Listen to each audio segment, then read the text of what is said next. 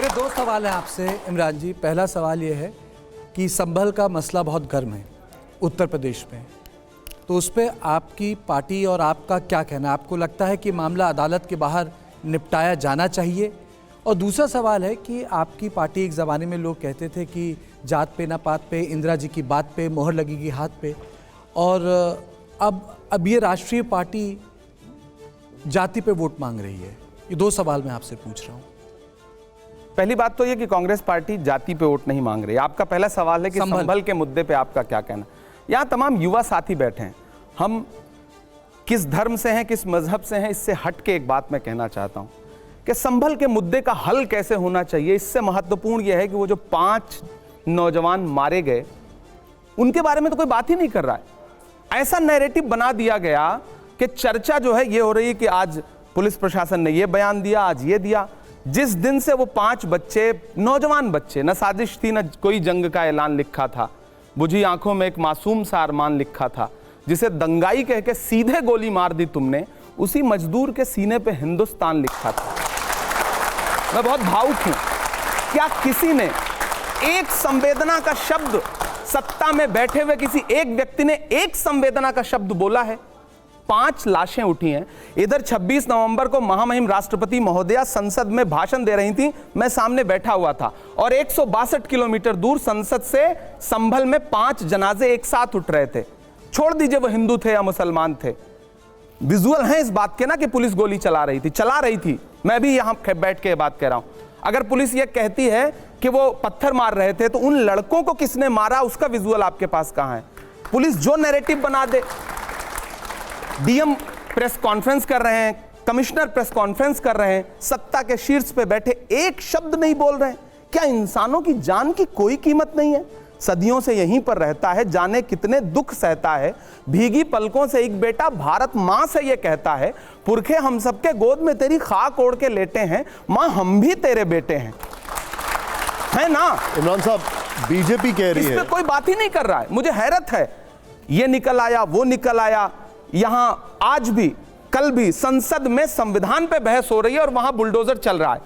अच्छा, कोई बात नहीं करेगा इस पे, मीडिया भी बात नहीं करेगी, राजनीतिक दल भी बात नहीं करेंगे। कितना, मतलब मैं एक बतौर इंसान, एक देश का एक जिम्मेदार नागरिक, पढ़ा लिखा व्यक्ति, मैं सवाल पूछता हूं, सत्ता क्यों चुप है? संवेदना के एक शब्द भी क्यों नहीं? हमारी पार्टी का स्टैंड क्लियर है। राहुल गांधी जी गए, जा रहे थे, उनको जाने नहीं दिया गया। नेता प्रतिपक्ष को क्या अब यह भी अधिकार नहीं रह गया है कि वो जाकर के पीड़ितों से मिल सके? मुझे देश से पूछना है, क्यों नहीं मिलने देंगे? क्या छुपाना चाहते हैं? आपने राहुल गांधी का जिक्र किया, वो पीड़ित परिवार के साथ मिलना चाह रहे थे। यहां पर बीजेपी बार बार यह आरोप लगा रही है कि कांग्रेस एक लाइन नहीं ले रही, वो ये नहीं बता रही कि आखिर वो है किसके साथ। भाजपा किसके साथ है, सवाल मेरा है। सरकार किसके साथ है? नहीं, वो तो खुल के कह रहे हैं कि हम मंदिर के साथ। हाथ रख करके कसम खाने वाले लोग किसके साथ खड़े हैं? संविधान के साथ, या किसी धर्म के साथ, किसी इंसान के साथ, किसी जाति के साथ, किसी मजहब के साथ? इंसान के साथ क्यों नहीं? पीड़ितों के साथ क्यों नहीं? योगी जी कह रहे हैं खुलकर कि अगर वहां पर विष्णु का 10वां अवतार होगा तो हम वहां पर उसी के साथ हैं। अवतार हो, उससे किसको इनकार हो सकता है? भगवान का अस्तित्व सब स्वीकार करते हैं, लेकिन इंसान का अस्तित्व भी तो स्वीकार करिए सत्ताधीश महोदय। ठीक है, राशिद साहब। इमरान साहब, आप एक बहुत ही लोकप्रिय शायर हैं। आपने राजनीति में कुछ चुनौतियां देखते हुए आप उसमें सामने आए और आप उसको, कांग्रेस ने आपको राज्यसभा में महाराष्ट्र से आपको लेके आई। लेकिन क्या वजह है कि आपने मोहब्बत की दुकान शामिल करी, मोहब्बत की दुकान में आप शामिल हुए और उस बात को आपने आगे बढ़ाया, लेकिन जब बटेंगे तो कटेंगे की बात आई महाराष्ट्र में और एक है सेफ है, वहाँ जो कांग्रेस का पूरा ये जो मोहब्बत की दुकान थी वो एक तरीके से बैठ गई, फ्लॉप हो गई। आप एक लोगों के बीच में जाते हैं, आपने वहाँ सभाएं भी की थी, लोग भी आए थे, क्या वजह आपको नज़र आती है कि आपकी दुकान नहीं चली और बटेंगे कटेंगे वो चल गया? बहुत शुक्रिया रशीद किदवई साहब, बहुत सीनियर हैं, कई बड़ी किताबें लिखी हैं उन्होंने, राजनीति के बड़े जानकार हैं। देखिए, मैं आया, मोहब्बत की दुकान में शामिल हुआ। मैं खुद को खुशनसीब समझता हूं कि मैं नफ़रत की दुकान में शामिल नहीं हुआ, और किसी को भी नफ़रत की दुकान की तरफ नहीं जाना चाहिए, वो राजनीति हो या कोई भी क्षेत्र हो। मैं मोहब्बत की दुकान की तरफ शामिल हुआ। आपका कहना है कि महाराष्ट्र में वो दुकान क्यों नहीं चली? हाँ, नहीं चली। मैं भी हैरान हूँ। मैंने 30 के आसपास सभाएं की।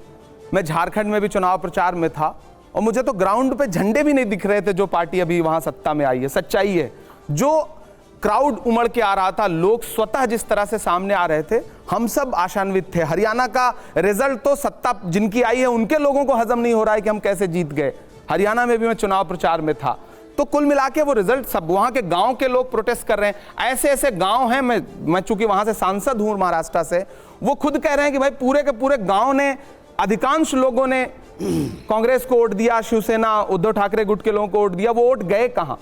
ग्रामीण प्रोटेस्ट कर रहे हैं। और फिर वहां कर्फ्यू लगा दिया जा रहा है, उन्हें मॉक पोलिंग का जो एक उन्होंने कॉन्सेप्ट निकाला था मकरवाड़ी में, वो नहीं करने दिया गया। हम भी हैरान हैं। दूसरी बात यह कि मोहब्बत की दुकान अगर एक बार नहीं खुल सकी या मोहब्बत के फूल अगर मुरझा गए, तो फिर इसका मतलब ये थोड़ी है कि हम पतझड़ के साथ चले जाएंगे। हम फिर से बहारें लाने की कोशिश करेंगे, हम फिर से फूल खिलाने की कोशिश करेंगे। ये तो एक मुसलसल जंग है, ये नफरत और मोहब्बत के बीच एक जंग है। अगर हम यहाँ तमाम युवा साथी बैठे हैं, आपका पहला प्यार अगर कहीं से आपसे रूठ जाता है, दूर हो जाता है, तो जिंदगी खत्म थोड़ी हो जाती है। हम आगे बढ़ते हैं, नए प्यार तलाशने की कोशिश करते हैं।